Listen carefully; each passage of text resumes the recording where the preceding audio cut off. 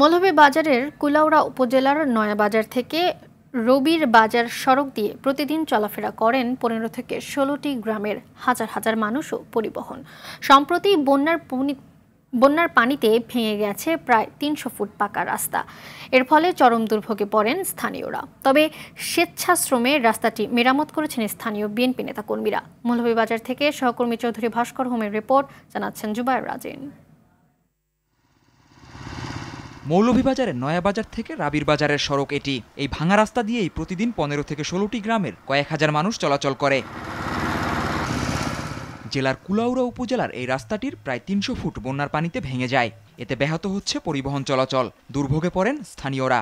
হয়তো সরকারে এই ক্ষতি আমরা দিতে পারতো না, তবে আমরা শ্রমিক থেকে এই ক্ষতিটা পূর্ণ করতে হবে। গাড়ি ঘোড়ার সমস্যা আর চলাফেরার মধ্যে সাইকেল চালানোর সমস্যা, এগুলোর মধ্যে তো অনেক সমস্যা। আজকে এখানে স্বেচ্ছাশ্রমের ভিত্তিতে এই ভাঙ্গাটি মেরামত, আগামীতে আমরা সার এবং বীজের মাধ্যমে যাতে কৃষকদেরকে আমরা সহায়তা করতে পারি। মানুষের দুর্ভোগের কথা চিন্তা করে রাস্তাটি মেরামতের উদ্যোগ নেয় স্থানীয় বিএনপি নেতারা। স্বেচ্ছাশ্রমে মেরামত করে চলাচলের উপযোগী করে তুলেন রাস্তাটি। সর্বস্তরের নেতাকর্মীরা প্রাণবন্তভাবে এই পদক্ষেপ গ্রহণ করেছে।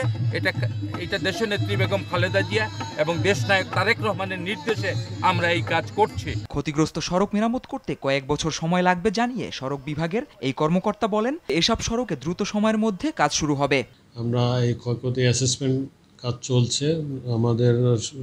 আমরা এই তথ্য পাঠানোর পরে পরবর্তীতে বরাদ্দ আসলে আমরা দ্রুত এই রাস্তাগুলো মেরামতের কাজ শুরু করব আর আমরা প্রাথমিকভাবে চলাচল উপযোগী করার জন্য কিছু ইমার্জেন্সি কাজ করছি।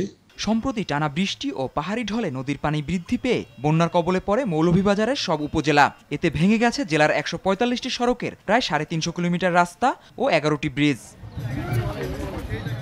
জুবায়ের রাজিন, RTV।